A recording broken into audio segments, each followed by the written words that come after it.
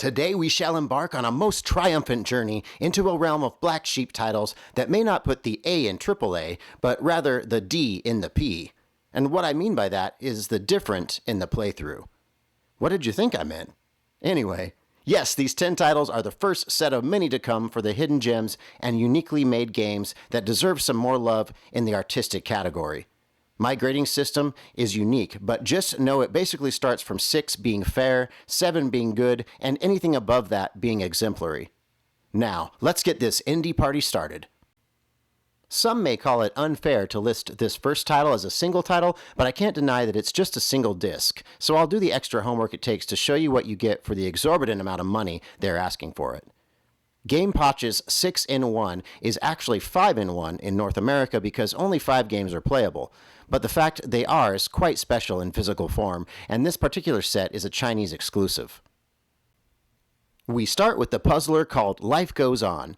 I fully enjoyed this 3 to 4 hour playthrough minus the glitz and glamour of your average puzzler that tries too hard and relies on the big production. Instead, you get a Steam title that's physical, but also mentally demanding with the introduction of new elements from stage to stage. The idea may strike some as morbid because killing off your player on purpose to progress is not a mechanic I was used to, but ultimately made me chuckle, and I guess a little callous to death. 1 down in 5 and I was hooked already, so would I grade it higher than a 7?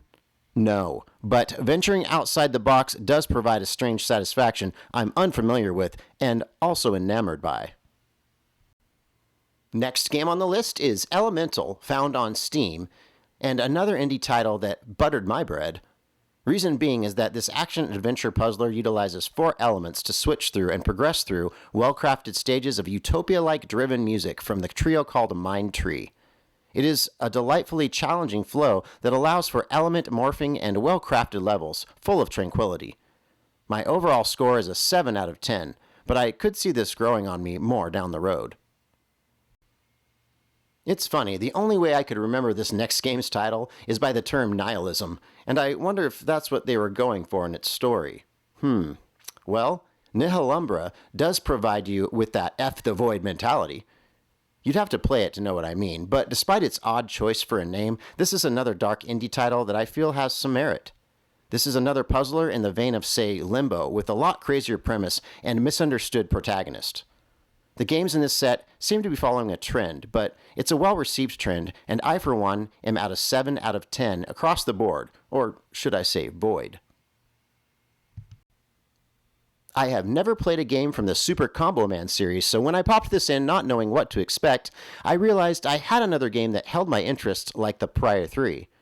Slightly different feel than the first 3 games I played, but I think this just speaks to the ones who developed this compilation and really shows their attention to diversity in the puzzle-adventure platforming genre. This cartoonesque brawler really had me going and perhaps would go over well in Ireland due to the attention to fistfighting. If only there were pubs I could stop off at and a shop I could buy some tweed trousers from, maybe this could be Ireland's Mario. But I digress. I think the overall layout and comic-like feel really sells the vibe this one throws at you, and I do declare another 7 out of 10. For the last and perhaps the best playable game, we have a title that has graced the volumes of Limited Run's game list, but is only singular in title. Volume was a surprise to me that it was included here, but also very welcomed since I don't have the Limited Run release. As I played through this gem, I couldn't help but think of this as a Souls-like Metal Gear Solid VR missions clone. I reveled in the challenging gameplay and unique methods of progression. This is not for your average gamer and will frustrate you, guaranteed, so enter the lobby with respect for what this game brings you, which is, in my opinion, a hidden gem in all of its 7.5 out of 10 glory. My God, this is a classic question of which came first, the chicken or the egg. Yes, I'm talking about the blatant ripoff of Helldivers. Or was it? Well, the Google search reveals we do have a bit of an eyebrow raiser here because this was released in 2016 and Helldivers in 2015. When you play this one, I think you'll see what I mean, but let's get into the game and its attributes now. Okay, so unlike Helldivers, this game keeps it relatively simple, and I really don't have a problem with that because the friendly fire, loose grenade tosses, and brutally difficult enemies in Helldivers can be a turnoff for those that are just passing by. Not to say I don't love that franchise also and appreciate a challenge, I'm just saying I like it when it feels doable also. Alienation is immediately engaging and adds in the twin-stick shooter top-down action that Helldivers was known for. It just dials it down to a 4 rather than an 8. If you ask me which one I like more, I would have to say this one for reasons of personal sanity. You know, sometimes I just like the handicap. Just like the handicap people probably like the close parking. The game is still upgradable and action-packed, which caught my radar for a hidden gem on this system, and I give it an 8 out of 10. I have played quite a few games in my time and never been a huge fan of sim-style games, but this was a grind that felt productive in the sense that running a business out of a laundromat could actually be fun. Who would have thunk it? Let's get into it. What can I say about actually liking doing laundry or picking up trash from people who seem like their third world country of origin was invading my laundry space? I can say a lot here because upgrades, new playable mini arcade games, wealth building, toilet plunging, yes, you heard me right, and the rinse-repeat mentality that Arcade Paradise provides is just addictive and satisfying as you try to maximize your profits to make the best darn laundromat this side of Grindstone. Is it monumental to own?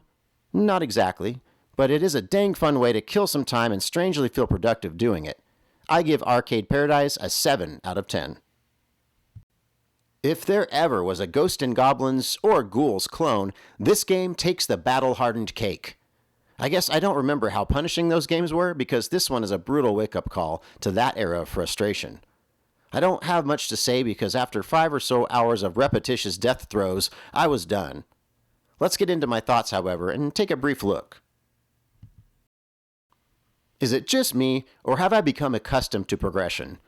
I was yanking out my hair trying to decide if I could continue this one or leave it buried like the zombies I encountered. Ultimately, I did leave in frustration, defeated, and wanting that progression I talked about a second ago. I kept asking myself, why? Why must it be so daunting? I'm not saying this isn't doable, but I am saying that I, for one, am not cut out to endlessly torture myself to say I completed a nostalgically based gem such as this one. Did I enjoy the similarities? Yes. And I'd like to come back to it when I found inner peace. I'll give this one a 6 out of 10. Bladed Fury was a pleasant surprise artistically and had some Strider overtones as I sliced my way through countless foes while enjoying a fairly engaging story and art direction. There's something to be said for a 2D Vanillaware style action title that checks these marks, so let's take a look at my take on it. Okay, not to say this is a perfect game by any means, maybe just a warm towel at a Japanese massage parlor, but for the reasons mentioned before, I was into the direction this game was taking me for roughly an hour and a half, and I did want to come back to it. When I did return, I appreciated the variation of enemies, but I still wrapped it up wanting a bit more. I do, however, recommend it as a fairly stable time consumer and a hidden gem that deserves a 7 out of 10. Calling all Contra clones, and I'm glad this one answered. It's like Contra 3 and a Metal Slug doppelganger had a moderately attractive baby. Was it difficult, you ask? Why, yes, it is. But if you were a gamer that avoided the up, down, down code at the start of Contra, who is up to the difficulty, I think you'll find solace here. With 6 levels and about 2 hours to complete, I thought Blazing Chrome scratched the itch it intended to and earned a spot on the list of gems on this system. It's not trying to be anything revolutionary, but for what it is, it was done very well with great sprite work, content-specific game progression, and nostalgic fun with an upgraded controller. I give Blazing Chrome a 7.5 out of 10. For my next unknown title, but quite the little gem, we are viewing an RPG-style adventure that forced me to take notice of the insect world. It also forced me to remember the art direction of Paper Mario, and I thought that was unexpected and welcomed. Each playable bug has its own unique moveset, and learning what works best for each enemy was truly intriguing, and as linear as this game felt, I still wanted to know what the next sequence had in store. A game like this is a poster child for what hidden gems should be, and I liked it well enough to give it a 7.5 out of 10. For as little actual blue flames that I saw in this title, I still appreciated the dreary tones and scattered conversations throughout, and would humbly suggest that the title should be changed to Grey Quest to better suit those tones.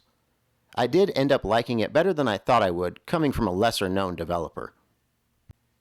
I can't say that when I popped this into my PS4 Pro, I didn't stay hooked for a while, but I can say that after roughly 2 hours, I wriggled my way off the hook and moved on to a new title, with me telling myself I would return to it later. I haven't done that yet, so for me to give it a fair score might be presumptuous. I'll do it anyway, however, and call it an impression-based score. I did like the mild puzzle-solving aspects along with the sporadic creature battles and gem collecting elements. For my I'll come back to it score, I'll say it gets a 6.5 out of 10, and hope the flame grows brighter in later playthroughs. I really didn't know what to think going into this game, but I heard good things, so I dropped the $40 cash and ordered the SOB, feeling somewhat like I would if I ordered a Frisbee that said colors may vary. Was my choice another compulsory sandwich, or was it finally the wise decision I never seem to make? I saith that when a game utilizes addictive progression and satirical, irreverent humor, it rises to a level that surpasses the average Friday night at Walmart. That's probably why I'm such a fan of games like 88 Heroes or even Trine. I love the option of switching characters mid-battle, and this one is masterful on that front. Add in some blood-soaked pixel art, and I'm as loyal as a puppy. It really is quick, mindless fun for the most part, but these games have their place, and it's on my shelf. 8 out of 10 here. 10 classic and hard-to-find gems on one disc? Sign me the F up. I think the only game I'm missing that I scratch my head over is Battle Circuit, but I guess that's not a one-on-one fighter anyway. There are a few complaints that I can come up with for this set, other than being a little hard to find or pricey, so I fully recommend it if you have a higher budget for games. This Japanese version is fully playable and quite a bit cheaper if you don't mind the import weight. With half of the titles coming from the Darkstalkers series and some very rare and hard-to-get fighting gems, we have ourselves a knockdown, drag-em-out brawler collection. The titles include Cyberbot's Full Metal Madness, Vampire Savior 1 and 2, Vampire Hunter 2, Night Warriors, Darkstalkers, Hyper Street Fighter 2 Anniversary Edition, Super Puzzle Fighter 2 Turbo, Super Gym Fighter Mini Mix, and Red Earth. Needless to say, I'm very impressed. More rare and hard-to-find compilations, please. I'd suffice to say this set deserves an 8 out of 10, but I think I'm going to give it an 8.5. So that brings our first Rare and Unique Hidden Gems Volume 1 to a close, with many more to come, and many more of my precious hours devoted to doing the work for you so you can collect with confidence. Hey, if you like these types of videos, consider subscribing. It's a simple click, but means so much to independent reviewers such as myself. Can't wait to bring you Volume 2, so I'll return shortly and continue the party. Peace out.